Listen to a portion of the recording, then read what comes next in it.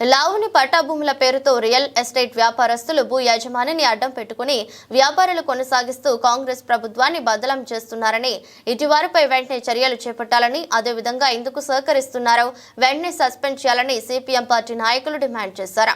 ఆదివారం CPM party జిల్లా కార్యవర్గ సభ్యులు అలాగే జిల్లా ఉపాధ్యక్షులు ఏ శ్రీనివాస్ మాట్లాడుతూ హైదరాబాద్ రోడ్డు మార్గంలో గల కోకట్ గ్రామం పంచాయతీ పరిధిలోకి వచ్చే 64 సర్వే నెంబర్ లావుని పట్టాలో భూ యజమానిని అడ్డం పెట్టుకుని కొందరు రియల్ ఎస్టేట్ వ్యాపారులు పెద్ద ప్రహారీ గోడ నిర్మించడంపై మండిపడ్డారు.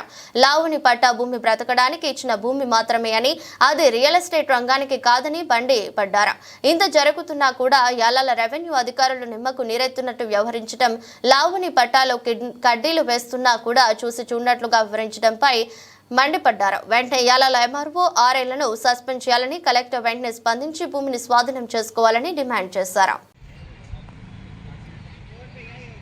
తాండూరు నియోజకవర్గంలో హైదరాబాద్ రోడ్ మార్గంలో గతంలో పేదలందరికీ లావాణి పట్టాలు అసైన్మెంట్ భూములు ఇస్తే అవి పంటకు సాగుకు యోగ్యంగానే ఉన్నాయి కాబట్టి గతంలో పేదలందరికీ డబుల్ బెడ్రూమ్ కట్టిస్తామని, అంతకుముందు గిట పేదలందరికీ ఇళ్ల పట్టాలు ఇచ్చినటువంటి పరిస్థితి ఉంది. ఇప్పుడు కొంతమంది రియల్ ఎస్టేట్ వ్యాపారులు అక్కడ ఉన్నటువంటి లావాణి పట్టదారులకు డబ్బులు ఆశ చూపెట్టి అక్కడ పెద్ద పెద్ద చుట్టుముట్టు కడ్డీలేస్తూ భూమిని కబ్జా చేసి ఏదైతే ముందల లావాణి పట్టదారులను ముందల పెట్టి వెనుక అంటే మొత్తం గేమ్ ఆడుతున్నటువంటి పరిస్థితి ఉంది. కాబట్టి ఇట్లా తాండూరు నియోజకవర్గంలో ప్రతి ప్రభుత్వ భూమిని రక్షించడంలో రెవెన్యూ అధికారులు కానీ ఇక్కడనే స్థానికంగా సబ్ కలెక్టర్ ఉన్నప్పటికీ ఇలాంటి భూములన్నీ గిట్ట అన్యాక్రాంతం అవుతున్నాయి.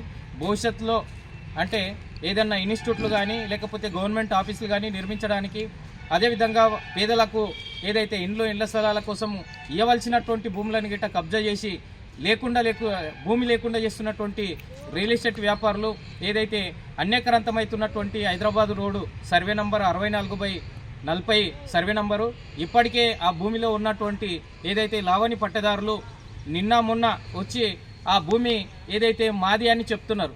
40-30 సంవత్సరాల నుంచి అది బీడు భూమిగా ఉన్నది. గతంలో ఇండ్ల పట్టాలు ఇచ్చినటువంటి పరిస్థితి ఉంది. ఆ చుట్టుపక్కల మొత్తం కొంత జాగా హాస్టల్కి ఇచ్చినటువంటి పరిస్థితి ఉంది. అదేవిధంగా ఇక్కడ ఆ ఎకరా భూమిని ఏదైతే కబ్జా చేయడం కోసము లావాణి పట్టదారులను ముందల పెట్టి వెనుక రియల్ ఎస్టేట్ వ్యాపారులందరి గిట ఏదైతే కుమ్మక్కయి ఆ లావాణి పట్టదారులతోని డ్రామాలు ఆడుతున్నటువంటి పరిస్థితి ఉంది.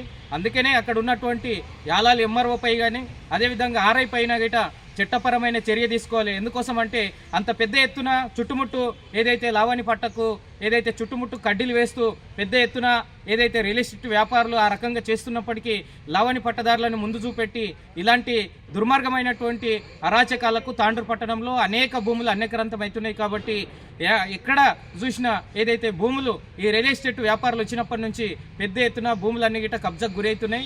వెంటనే హైదరాబాద్ రోడ్డుకు ఉన్నటువంటి సర్వే నంబర్ యొక్క 64/40ని వెంటనే ఏదైతే ప్రభుత్వం స్వాధీనం చేసుకొని అది పంటలకు యోగ్యం కాని భూమి కాబట్టి వెంటనే ఇండ్ల స్థలాల కోసం పేదలందరికీ పంపించేయాలని చెప్పి సిపిఎం పార్టీగా డిమాండ్ చేస్తున్నాం. ఆ లావాణి పట్టదారులు అనేక రోజులుగా ఏదైతే ఎలాంటి సాగు చేయకుండా బీడు భూమిగా ఉన్నటువంటి పరిస్థితి ఉంది.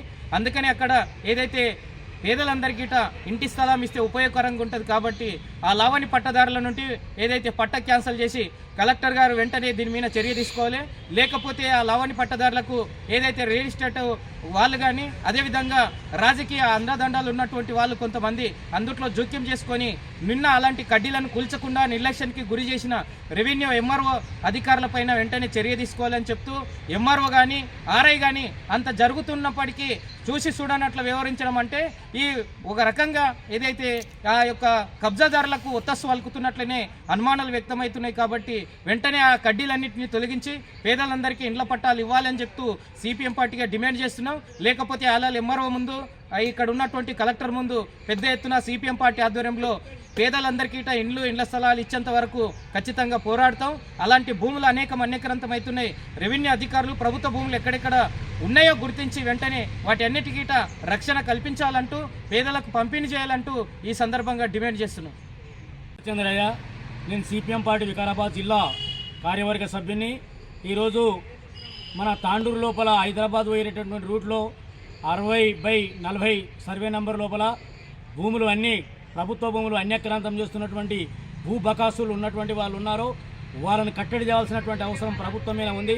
తహసీల్దార్ గారు ఆయన ఒక మెజిస్ట్రేట్ కాబట్టి పునరాలోచించాలి. అలాగే ఆర్ఐ కానీ అక్కడ ఉన్నటువంటి డిప్యూటీ తహసీల్దార్ గారు కానీ ఆలోచించి పేదల యొక్క భూముల్ని, ప్రభుత్వ భూముల్ని రక్షించాలి.